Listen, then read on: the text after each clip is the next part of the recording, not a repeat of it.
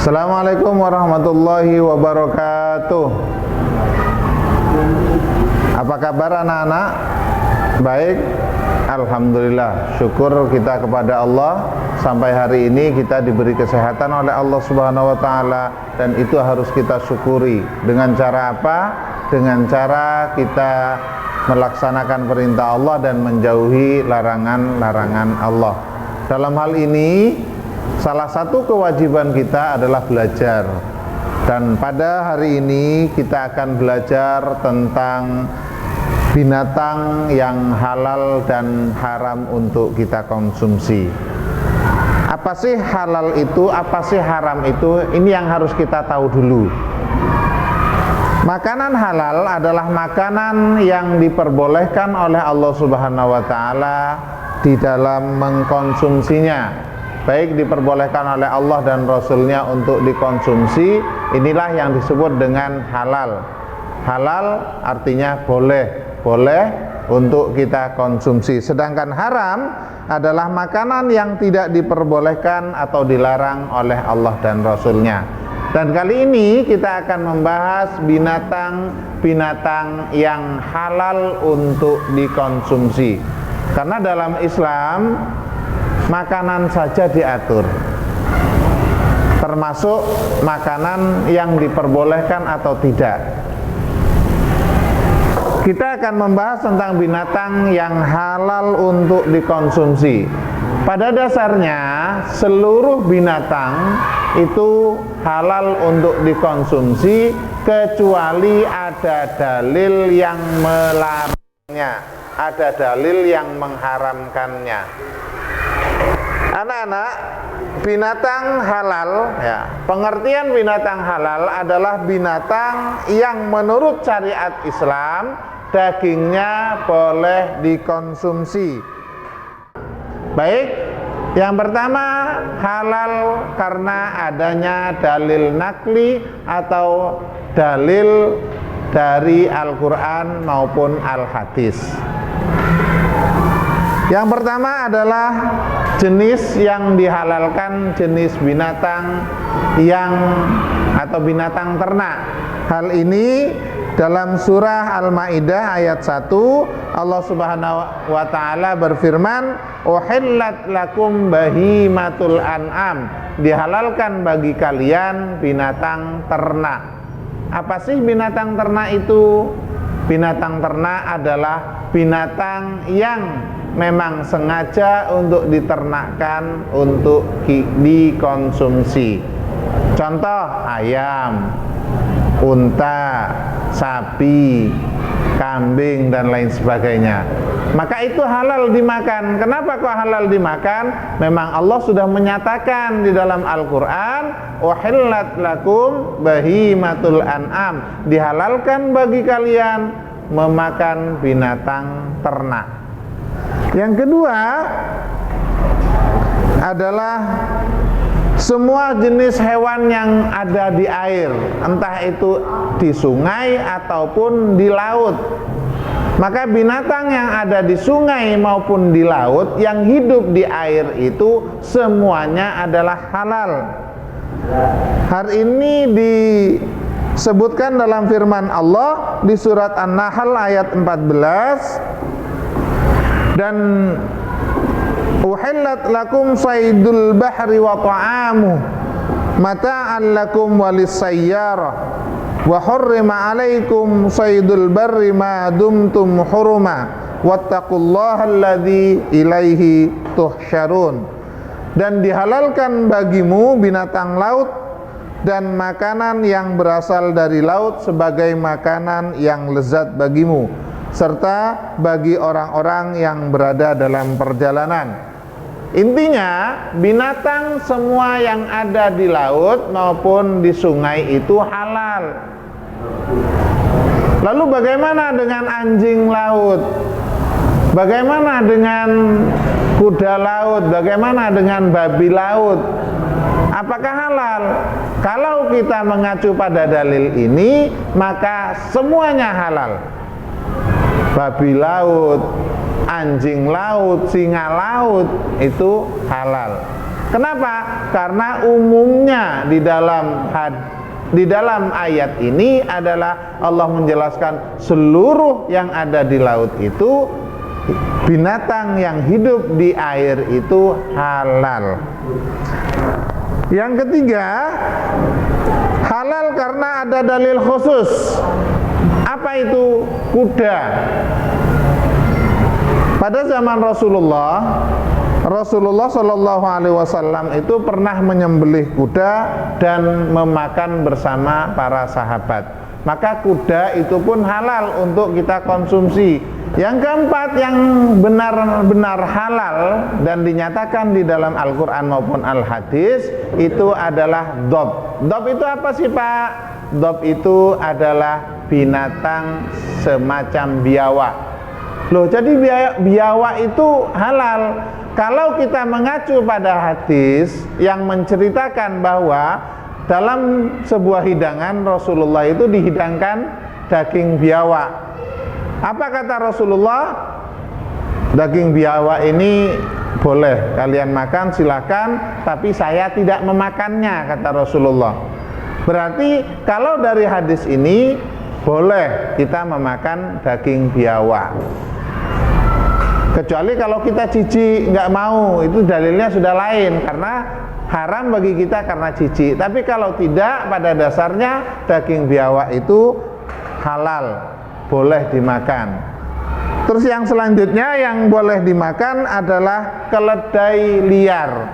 Di dalam hadis dijelaskan bahwa Rasulullah itu melarang memakan keledai yang jinak, keledai yang dimanfaatkan untuk transportasi dan lain sebagainya. Tapi diperbolehkan untuk memakan daging keledai liar. Apa sih keledai itu? Keledai itu dalam bahasa Arab namanya himar. Himar itu semacam kuda tapi kecil. Nah, Rasulullah menjelaskan bahwa hadis yang diriwayatkan oleh Imam Bukhari dan Imam Muslim mengatakan tentang kisah keledai liar, maka Nabi Shallallahu Alaihi Wasallam makan sebagian dari daging keledai liar itu. Jadi Nabi memperbolehkan kita makan daging keledai liar, tapi untuk keledai yang jinak, keledai yang ada di rumah-rumah, yang diperbantukan untuk transportasi dan lain sebagainya, tidak boleh. Selanjutnya yang diperbolehkan dan dinyatakan jelas di dalam hadis maupun di dalam Al-Quran, kehalalannya adalah belalang dan ikan. Ikan dan belalang itu jelas dihalalkan oleh Rasulullah. Dalam sebuah hadis Rasulullah Shallallahu Alaihi Wasallam bersabda, dihalalkan bagi kalian dua macam bangkai, yakni bangkai ikan dan bangkai belalang. Pada dasarnya kan bangkai tidak boleh kita makan, tapi khusus bangkai belalang atau serangga dan bangkai ikan, makhluk yang hidup di laut atau di air, boleh. Saya belum pernah melihat ada orang nyembelih ikan itu, nggak ada, nggak perlu disembelih. Walaupun sudah bangkai, tapi tetap kita halal untuk mengkonsumsinya. Yang ketujuh, yang jelas-jelas dihalalkan oleh Al-Quran maupun hadis adalah kelinci. Jadi kelinci itu boleh. Kalau kalian pergi ke Sarangan, di situ ada orang banyak jualan sate kelinci. Nah, itu boleh. Kenapa? Karena memang Rasulullah menyatakan daging kelinci itu halal. Hal ini dinyatakan dalam sebuah hadis yang diriwayatkan oleh Anas bin Malik radhiyallahu an.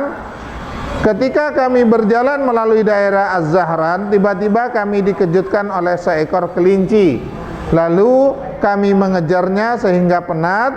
Ia berkata lagi, aku telah mengejarnya sehingga dapat menangkapnya. Aku pun membawanya kepada Abu Talha, lalu beliau menyembelihnya. Beliau mengerimkan kaki dan kedua pahanya kepada Rasulullah, lalu aku pun membawanya kepada Rasulullah dan baginda menerimanya. Artinya Rasulullah maupun memakan daging kelinci. Maka boleh kalian memakan daging kelinci. Jadi kelinci itu boleh ya kalian makan. Kalian boleh memakan daging kelinci karena memang ada hadis yang menjelaskan kebolehan memakan daging kelinci. Yang kedelapan adalah yang jelas-jelas diperbolehkan dalam hadis adalah ayam. Bahasa Inggrisnya chicken. Dalam sebuah hadis disebutkan ra'aitun nabiyya sallallahu alaihi wasallam ya'kulu dujajan. Saya melihat Rasulullah sallallahu alaihi wasallam memakan daging ayam. Jadi ayam itu boleh, dan itu kebolehannya dijelaskan di dalam hadis. Nah, selanjutnya anak-anak, itu tadi kan sudah saya jelaskan, Bapak jelaskan bahwa binatang-binatang yang halal menurut dalil nakli, dalil Al-Quran maupun Al-Hadis atau As-Sunnah. Nah, sekarang ada binatang-binatang yang halal karena fatwa ulama. Apa saja? Yang pertama musang. Kenapa kok musang? Padahal musang itu bertaring. Maka ulama berpendapat halal karena walaupun bertaring hanya bisa dia menakuti mangsanya, tidak makan mangsanya. Luwak misalnya ya, luwak itu bertaring, tapi makanannya kan hanya kopi dan buah-buahan lainnya. Itu boleh walaupun bertaring. Yang kedua, yang diperbolehkan oleh ulama adalah tupai. Ya, tupai. Tupai itu walaupun ada perbedaan pendapat dalam pendapat-pendapat ulama, cuma kebanyakan berpendapat bahwa tupai itu halal. Ya.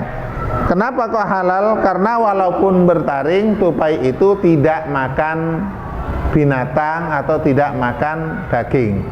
Walaupun bertaring, tupai itu makan buah atau makan buah-buahan. Jadi itu diperbolehkan. Yang selanjutnya adalah landak. Mayoritas ulama berpendapat bahwa hewan yang halal dimakan itu salah satunya adalah landak. Kenapa landak itu dihalalkan? Menurut Imam atau mazhab Syafi'i, para pengikut Imam Syafi'i mengatakan bahwa landak itu diperbolehkan karena memang tidak ada dalil yang melarangnya. Ya. Maka diperbolehkan untuk memakan landak. Ya, paham ya anak-anak ya? Jadi ada dua. Ada kehalalannya itu karena adanya dalil yang jelas, baik dari Al-Quran maupun As-Sunnah. Tapi ada juga yang nggak jelas sih dalilnya, tapi ulama berpendapat itu dihalalkan. Contoh tadi tupai, musang atau luwak. Saya kira itu anak-anak. Mudah-mudahan apa yang kita dapat pada hari ini bisa bermanfaat buat kita semua, menjadikan bekal hidup kita agar kita hidup ini menjadi lebih baik, hidup menjadi lebih tentram, hidup menjadi lebih bahagia di dunia. Lebih-lebih yang kita harapkan adalah bahagia di akhirat nanti. Ya, sekian dari Bapak, kurang lebihnya Bapak mohon maaf. Wabillahi taufiq wal hidayah. Wassalamualaikum warahmatullahi wabarakatuh.